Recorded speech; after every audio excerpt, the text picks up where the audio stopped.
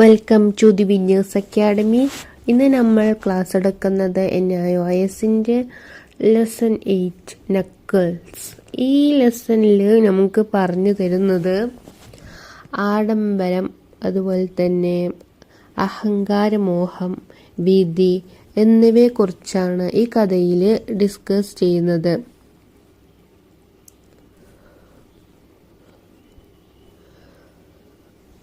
മാതിൽഡ് ലോയ്സൽ ഒരു സുന്ദരിയായ യുവതിയാണ്.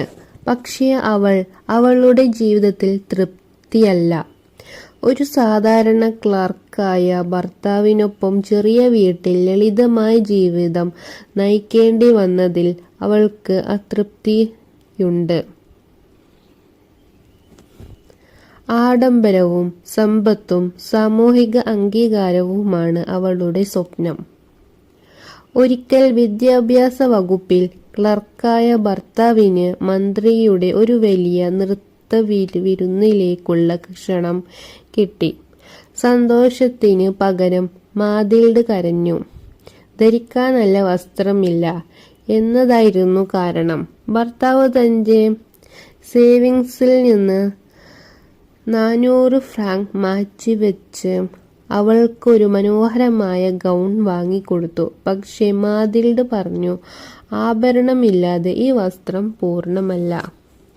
അങ്ങനെ അവൾ തന്റെ സമ്പന്നയായ സുഹൃത്ത് മാഡം ഫോറസ്റ്റിയിൽ നിന്ന് ഒരു തിളങ്ങുന്ന വജ്രമാല കടം വാങ്ങി. വിരുന്നിൽ മാതിൽഡ് എല്ലാവരുടെയും ശ്രദ്ധ കേന്ദ്രമായി. എല്ലാവരും അവളെ ആദരിച്ചു. അവൾ തന്റെ സ്വപ്ന ജീവിതം ജീവിച്ചു. പക്ഷേ വീട്ടിലേക്ക് മടങ്ങുമ്പോൾ ദുരന്തം സംഭവിച്ചു. മാല നഷ്ടപ്പെട്ടു. രാത്രി മുഴുവൻ തെരുവിൽ തിരിഞ്ഞു. പോലീസു ക്യാമ്പ് ഓഫീസിലും അന്വേഷിച്ചു. കിട്ടിയില്ല. നിരാശരായ ദമ്പതികൾ ഒരു തീരുമാനമെടുത്തു. 36,000 ഫ്രാങ്ക് വിലയുള്ള അതേപോലെയുള്ള ഒരു മാല വാങ്ങി ഫോറസ്റ്റിയർക്ക് തിരികെ നൽകി. അതിന് അവരുടെ 18,000 ഫ്രാങ്ക് സേവിങ്സും 18,000 ഫ്രാങ്ക് കടവും എടുത്തു. അടുത്ത 10 വർഷം അവർ നരകതുല്യമായ ജീവിതമാണ് നയിച്ചത്. മാതിൽഡ് വീട്ടിലെ കഠിന ജോലികൾ ചെയ്തു. ഭർത്താവ് രാത്രിയും പകലും അധിക ജോലി ചെയ്തു.